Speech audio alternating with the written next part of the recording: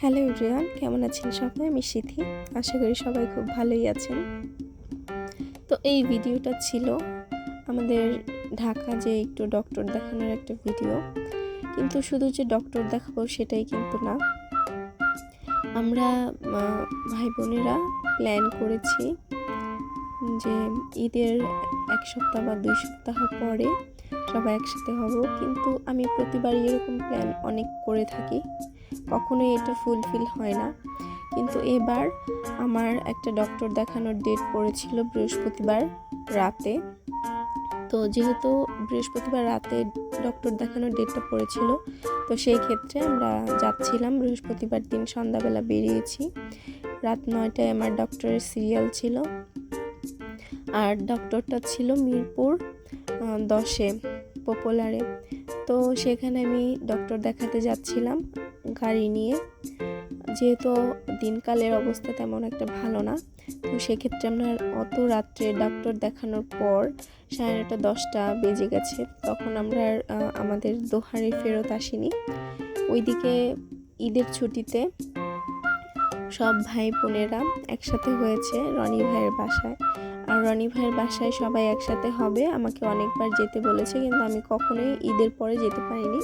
তো এবার ভাবলাম যে যেহেতু ডক্টর দেখাতে যাচ্ছি, তো সেক্ষেত্রে ওইখান থেকে আমরা সবাই একসাথে হব।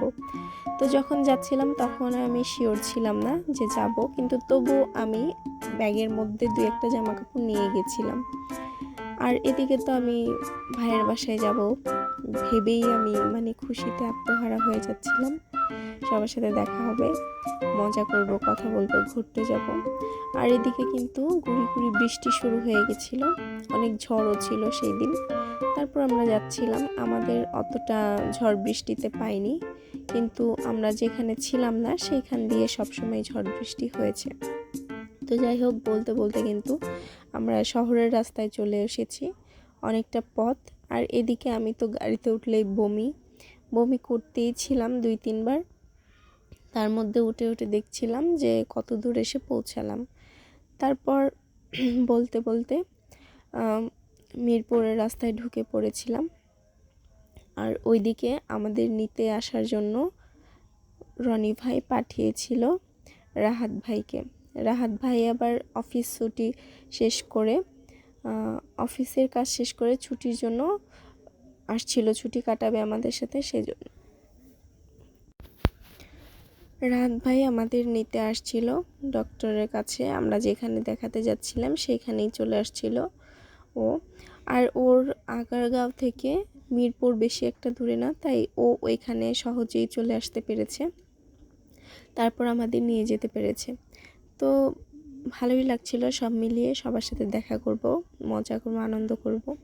আর আমার কিন্তু ঠান্ডা জ্বরটা তখনই লাগে যখন আমরা ঢাকায় যাই।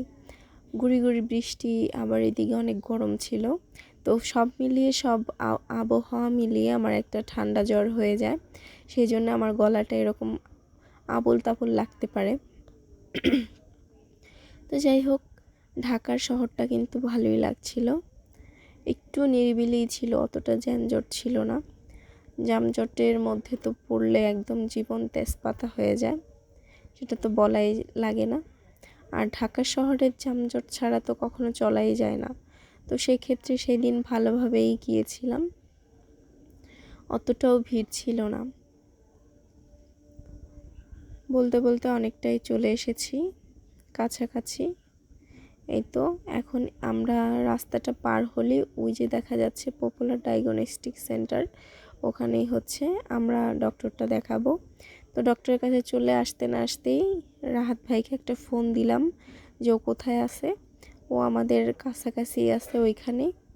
গাড়ি থেকে নামতে না নামতেই ওকে দেখে ফেললাম, ওর সাথে দেখা হয়ে গেল। এই তো এবার হচ্ছে আমরা ডক্টর দেখানো শেষ করে বেরিয়ে পড়েছি। গাড়ি পাচ্ছিলাম না, অনেক রাত হয়ে গেছিলো, এদিকে সিএনজি বাসায় যেতে চাচ্ছিল না। তারপরে আমরা ভাবলাম যে মেট্রো রেলে যাব।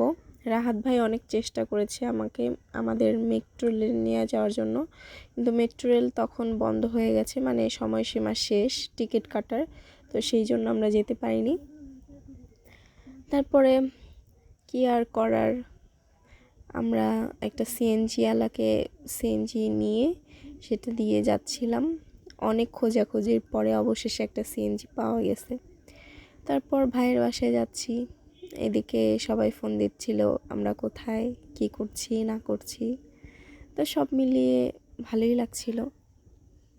আর এদিকে রাহাত ভাই, আমি, অমিত তিনজনে গল্প করতে করতে পুরো রাস্তা কাটিয়ে দিলাম। অন্ধকার ছিল অনেকটাই, রাস্তাঘাটও ফাঁকা ছিল। আর আমি তাও একটু ভিডিও করে নিচ্ছিলাম রাতের পরিবেশটা কেমন হয়। বড় বড় দেয়ালের মধ্যে মনে হচ্ছিল লাইট লাগিয়ে লাগিয়ে রেখেছে। আর এইসব ফাঁকা জায়গা দিয়ে যাওয়ার সময় অনেকটা ভয় ভয়ও লাগছিল। আর এই হচ্ছে বোট ক্লাব, বিখ্যাত বোট ক্লাব, যেটা পরিমণি কট খেয়েছিল আমাদের নায়িকা পরিমণি। তো যাই হোক, এটা আবার রাহাত ভাই আমাকে ভালো মতন দেখাচ্ছিল, আমি দেখছিলাম আর হাসছিলাম। এটা নিয়ে অনেক প্রশ্নও করেছিলাম। তারপর বলতে বলতে কিন্তু আমরা চলেই আসলাম বাসার খুব কাছাকাছি। এখানে ছিল অনেক অন্ধকার, তাই কিছু বোঝা যাচ্ছিল না, কারেন্ট ছিল না ঠিক মতন, যেহেতু ওইখান দিয়ে অনেক ঝড় বৃষ্টি হওয়ার কারণে ঠিকঠাক মতো কারেন্ট ছিল না। কিন্তু আমরা যখন বাসার দিকে যাচ্ছিলাম তখনই কিন্তু কারেন্ট চলে এসেছে।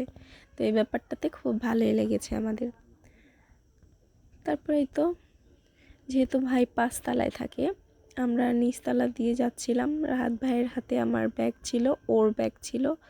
আর রাহাত ভাইয়ের একটা আপু রাহাত ভাইকে আচার বানিয়ে দিয়েছিল, সেটা আমাকে অনেকবার খেতে বলেছে। তো যাই হোক, আমরা কিন্তু বাসায় এসেই পড়লাম। এবার হচ্ছে দেখার পালা। তো এইদিকে তন্নি রুমটা খুলেই হেসে দিয়েছিল। কাজের মেয়ে রহিমা যতই ওড়না থাক, বাসায় আসা পর্যন্তই